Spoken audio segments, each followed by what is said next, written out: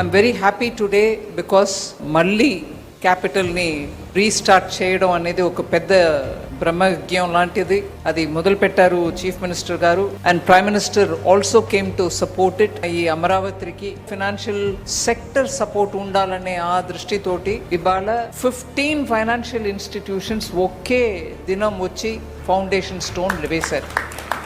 As the Honorable Chief Minister said, Financial District was first in Hyderabad when he was Chief Minister. అప్పుడు ఎన్నో కార్యక్రమాలు చేసి అవి ఇవాళ ఫుల్ ఫోర్స్లో ఫలితం ఇచ్చే ఆ స్టేజ్లో మళ్ళీ వారికే ఆ బాధ్యత వచ్చింది. అట్లాంటిది ఇంకొకటి ఇక్కడ అమరావతిలో క్రియేట్ చేయమని.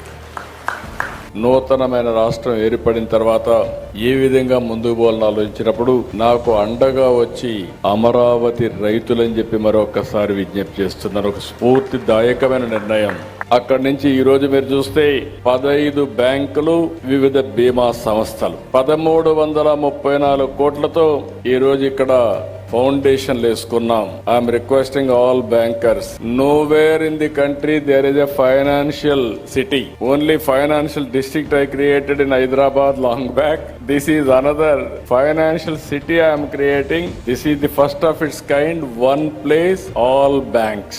ఆంధ్రప్రదేశ్ కోసం, అమరావతి కోసం, ప్రతి తెలుగు మనసు కలలుగన్న అభివృద్ధి కోసం జరుగుతున్నటువంటి ఈ ప్రారంభోత్సవం ఒక మహత్తర ఘట్టం. మన రాష్ట్ర అభివృద్ధికి బలమైన అడుగులుగా ఈ 15 కేంద్ర సంస్థలకు శంకుస్థాపన జరిగింది. అదే విధంగా ఆంధ్ర ప్రాంత ప్రజలు వేసినటువంటి ఓటు ఈ రోజు కూటమి ప్రభుత్వం ద్వారా జిఎస్టికి సపోర్ట్ చేసేటువంటి శక్తినిచ్చింది. జిఎస్టి ద్వారా ప్రతి పేద కుటుంబానికి దాదాపుగా 1200 నుంచి 1500 నెలకి, అంటే సంవత్సరానికి 20,000 రూపాయలు.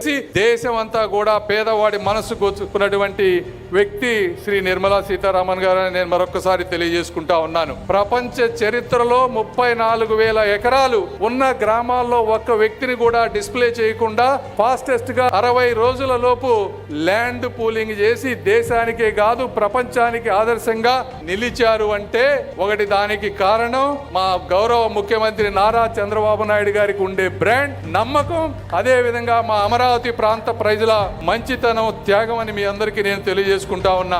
ఆఖరిగా ఇలాంటి మంచి అవకాశాన్ని నాకు కూడా అందించిన మా గౌరవ ముఖ్యమంత్రి గారికి, అదే విధంగా మోదీ గారికి మనస్ఫూర్తిగా కృతజ్ఞతలు తెలుపుకుంటూ సెలవు తీసుకుంటున్నాను. జై హింద్, థ్యాంక్ యూ.